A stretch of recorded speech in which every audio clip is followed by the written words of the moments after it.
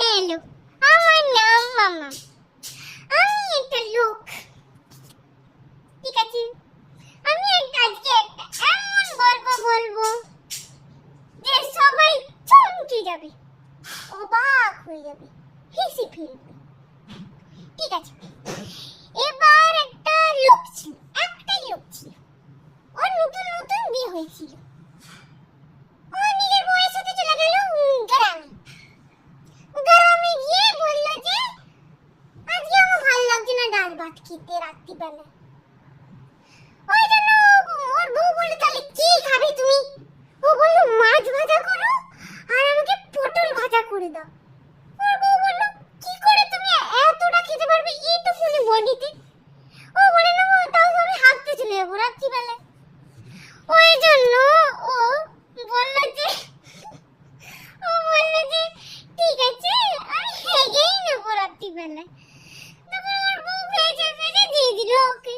ও cock cock করে খেয়ে নিল। তারপর রাত্রিবেলা গুড়গুড় করছে পেট, তাও শুনে নো প্রবলেম, সকালবেলায় গিয়ে হেগে নেবো, ঘুমিয়ে পড়ল। রাত্রিবেলা খুব জোর গুড়গুড় গুড়গুড় করছে, আমার হাত পেয়েছে, আর কন্ট্রোল করবো না আমি। ছুট দিল জঙ্গলে। বেচারা জঙ্গলে হাঁটতে গেল, বিকজ বাড়িতে বাথরুম নেই। বাথরুম ছুটে গেল জঙ্গলে। ও ছুটছিল, তারপর আচমকা গিয়ে ও হাঁটতে বসে গেল। প্যান্টটা তাড়াতাড়ি খুলে দিয়ে ভাগতে বসে গেল। ও বাই চান্স বুঝতেই পারেনি যে ও ব্যাঙের উপরে হাঁটতে শুরু করে দিয়েছিল। আহার, ব্যাঙটার মাথার উপরে গর্ব করে হাগাটা পড়ে গেল, আর ব্যাঙটা চমকে গিয়ে পালিয়ে গেল, ঝাঁপিয়ে ফেললো, পোঁতাতে টাচ করে ঝাঁপিয়ে ফেললো আর চলে গেল। তারপর ও উঠে দেখলো যে এ বাবা আমার বউটা কোথায় গেল। বাহ, চমৎকার হয়ে গেল, ও বাড়ি চলে গেল। তারপর ওর বউকে আবারও বললো যে আজকে আমারও খেতে ইচ্ছে করছে না, আবার খেতে ইচ্ছে করছে না ডাল ভাত রাত্রিবেলায়, সো আমার জন্য ফুলকপি ভাজা আর মাংস করে দাও। এবার ও এক বাটি মাংস আর ফুলকপি ভাজা খেয়ে নিল। ওর পরে ও কয়েকটা বিস্কুট খেয়ে নিল। এবার খুব জোর হাগা পেয়েছে, বউ ওয়েট করছিল কখন ওর বউ ঘুমিয়ে ফেলবে। মাঝ রাত্রিবেলা 2টার সময় গিয়ে গেল। তারপর তুমি জানো কি হলো? বলছি, ও গেল ছুটতে গেল। তারপর আচমকা ও দেখলো যে ওই মাঠটাতে আচমকা সব ঘাসগুলো চলে গেল। ও অবাক হয়ে গেছিল। ঠিক আছে ঘাসগুলো চলে গেল, মাটিতেই পায়খানা করিনি। পায়খানা করতে বসলো, দুটো ব্যাঙই ওইখানে বসেছিল, দুটো ব্যাঙের উপরে ও বসে গেল, পাতলা পায়খানা করে ফেললো দুটো ব্যাঙের মাথার উপরে। ব্যাঙটা আবার ছিটকে চলে গেল, গুটা এখনো ছিটকায়নি। ওই জন্য ও আবার উঠে দেখলো এ বাবা আমার গুটা আবার কোথায় চলে গেল। এবার ও অবাক হয়ে গেছিল পুরো। ও ভাবলো বাহ, আমি একটা আবিষ্কার করে ফেললাম, চমৎকার হয়ে গেল যে এখানে গু হাঁকবে, ওর গু চলে যাবে, আর জীবনে ও আসবে না।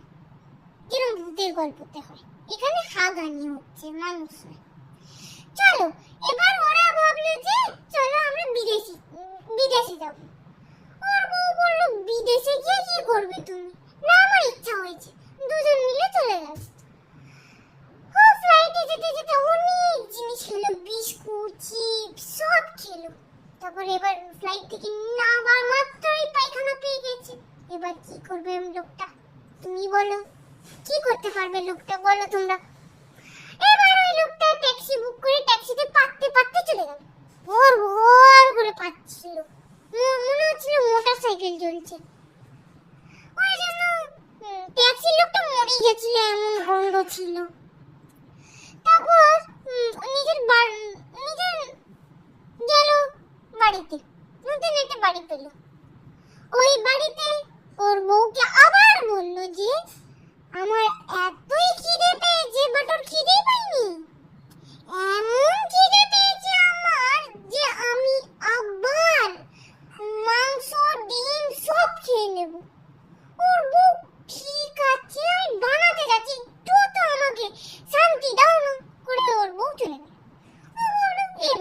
করবো আমি?